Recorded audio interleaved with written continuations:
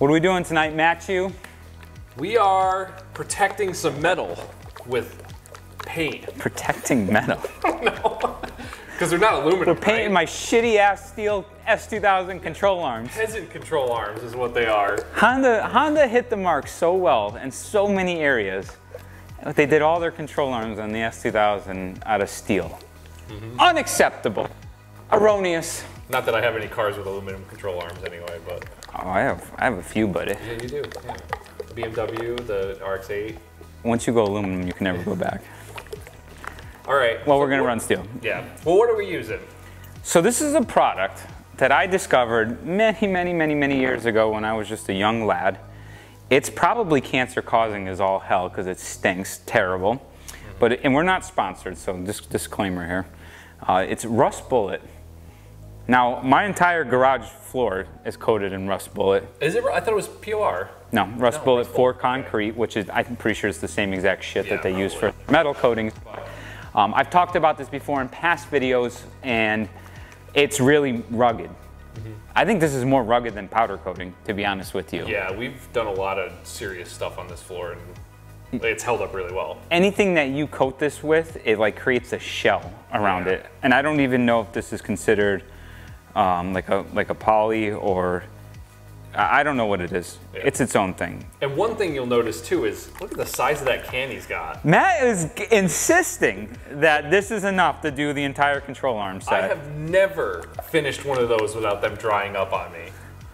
Oh, that's the other thing. I always buy bigger containers, and yeah, I don't finish them, and if you try to reseal them, they just dry up. So there's that too. There is the Chris Fix trick, where you can actually use some like laminated plastic. Like before you close like it. Like cellophane? Yeah, exactly. So it seals it a little bit better. That Chris, he's just so gosh darn clever. So, we went through the painful process of removing all the non-serviceable bushings from our S2000 control arms. That video should already be live now, and our methods used to do so. I didn't want to turn this into a big ordeal and send them off to powder coating.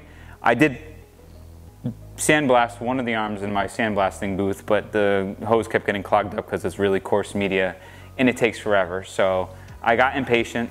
I think this stuff doesn't, you don't need to go that crazy with the prep on this stuff. Like we did the block on the Exoset Miata engine, and it stuck really well. We did a little bit of prep, but honestly we didn't go too crazy. Most of my Lexus is undercoated with this, the arms and all the metal on the frame, and it's still holding up pretty damn well. We just got most of the loose stuff, made sure there wasn't really any oil. I'm trying to remember what else. What I originally used this stuff on like eons ago. I can't remember now. Control arms or something on your Miatas? No, because I had those powdered.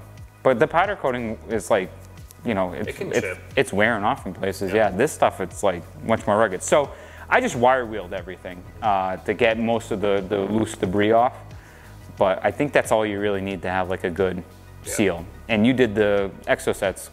Like everything. Everything. Yeah, and that stuff. All the control arms. It ended up being the drive shaft we didn't use, but I did do an entire drive shaft. Right. And the pedal boxes and everything, because they were all rusty and raggedy. Yep. So, and seems to be holding up pretty well. We haven't started driving a car yet, but. So we're just going to do my S2000 control arms in this. The rest of the car is pretty clean underneath. It's never seen salt or snow. Your highest mileage car too, right? Yeah. Yeah, it looks really good underneath. Good job, Honda. I bought that car with 88,000. It's got 130,000 on the body now. Yeah, it looks good. So we're gonna show you guys how we apply it. How many coats? Just one. You don't need more than one. Just one coat, Matt says. Yeah. I just feel like you got to slather this shit everywhere. When I was under the Lexus, I was just. I was wearing. Oh, here's the other thing. If you get this on your skin, you got it like in your hair. Plan on wearing. I had it in my hair. And I was when I worked at Stanley, and I was like going to the office with like all this black shit in my hair for a good 3 weeks. Yeah, we're not gonna do that. Yeah. All right. So we're gonna apply. We're gonna tag team this. Yep. We'll see who finishes first.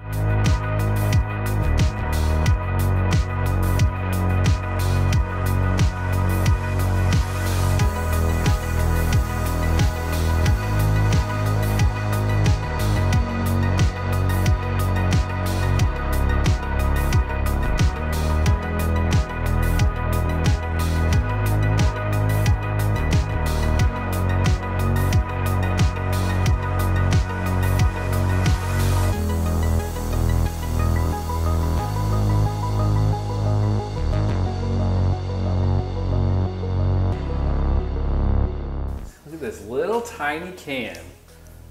Matchew was right. A long way. You still got half the left in here. At least half, maybe even more. So you know what my wife always says? It's not the size of the tool you're using, it's how you use it. Oh man, Mrs. Weiser dropping knowledge bombs on us. So Matchew had a great idea. We were gonna paint these on the ground, but then we were only gonna be able to do one side. So he's like, hey, do you have any Romex wire that we can cut up? And it works so well for this kind of stuff. It really does, and like you can see here, like you spread it, so it's not even like hugging the sides here. Yep. It's perfect. Mm-hmm. It's a fantastic. It's a fantastico. But yeah, these look good. I swear, like I think this coating is like holds up better than powder coating. I know, Mike. I love it when you powder coat my stuff, especially because it means I don't have to do any work. I actually had to do work for this, but yeah. Well, I mean, we'll see the long run. And I do like the gloss. I think the gloss like looks nice, and I think this is going to look nice underneath the car with all the fresh suspension, the aluminum spherical bushings. Like I think it's all just going to look very, very nice. Yeah, it was worth it to do it while we had them out. Yeah. Sure. Yep. So we are that much closer. We have one more thing. Oh, we have to get those rear ball joints out. That's going to be a bastard. That might be a video in itself. We'll add it to the ball joint video. Yes. Maybe. Maybe. All right, guys, that is it for this one. Thank you so much for tuning in. Keep an eye out for more delayed Project 81 suspension overhaul miniseries. And we will see you guys in the next one. We're done.